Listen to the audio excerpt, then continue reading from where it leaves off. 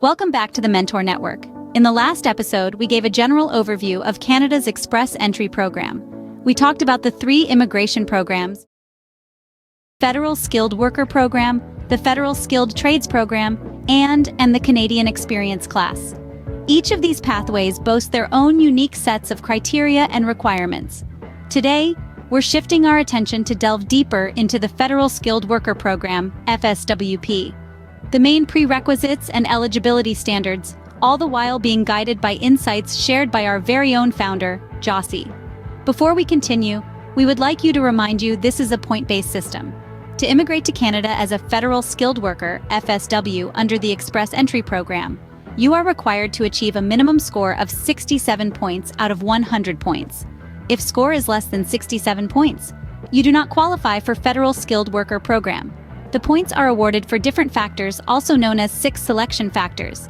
The maximums for each factor are as follows: age, maximum 12 points; education, maximum 25 points; work experience, maximum 15 points; valid job offer if applicable, maximum 10 points; English or French language skills, maximum 28 points; adaptability, ability to settle in Canada, maximum 10 points. You can use an online calculator to check your eligibility.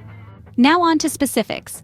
To be eligible for the Federal Skilled Worker Program, you must meet certain minimum prerequisites in the following areas. 1. Skilled work experience. Skilled work experience for FSWP is defined within specific National Occupational Classification (NOC) categories, including 3 tiers. Tier 0, management jobs, examples of management jobs: project manager, restaurant manager, IT manager. Tier 1, professional jobs, examples of professional jobs: engineer, accountant, doctor.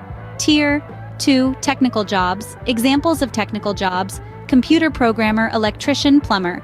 Your work experience should align with the duties outlined in the lead statement of the NOC's occupational description, covering essential and most main duties. The skilled work experience must be in the same type of job, NOC, that you intend to use for your immigration application, which is known as your primary occupation. This NOC code will be required in your Express Entry profile, and you can find it by searching the NOC code associated with your occupation on the official NOC website. It's essential to ensure that your work experience aligns with your primary occupation as per the NOC. 2. Language proficiency. Applicants must demonstrate their language abilities in English or French by taking an approved third-party language test. The test must evaluate 4 language abilities: writing, reading, listening, and speaking. To meet the language requirements for the Federal Skilled Worker Program in English, you need to achieve a minimum score of 6.0 in each of the following language abilities: listening, reading, writing, speaking. To meet the language requirements for the Federal Skilled Worker Program in French, you need to achieve a minimum score of NCLC 7 in all 4 language abilities, as assessed by the TEF, Test d'Evaluation de Français. 3. Educational credential assessment. To be eligible for the Federal Skilled Worker Program, you must have completed at least high school education, which is equivalent to a Canadian secondary school diploma. This typically means you must have completed 12 years of formal education. In addition to meeting the minimum education level, you are required to obtain an Educational Credential Assessment, ECA, from an approved agency. The ECA is used to evaluate and verify the equivalency of your foreign educational credentials, such as diplomas or degrees, to Canadian standards. You will need to submit the ECA report along with your Express Entry profile to demonstrate that your education is equivalent to Canadian standards. The ECA assesses the authenticity and level of your foreign education and helps immigration authorities determine your eligibility.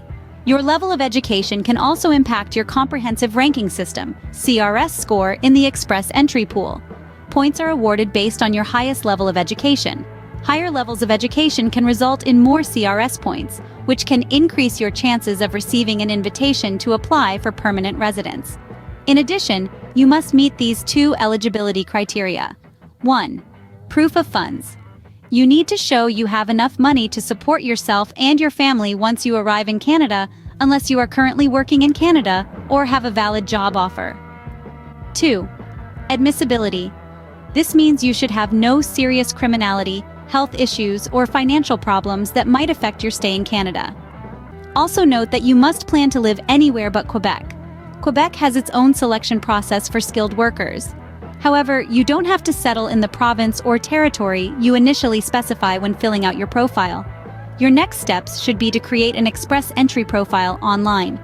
Complete the online profile with accurate information about your qualifications and work experience, including your NOC code. Await an invitation to apply, ITA, based on your Comprehensive Ranking System, CRS, score.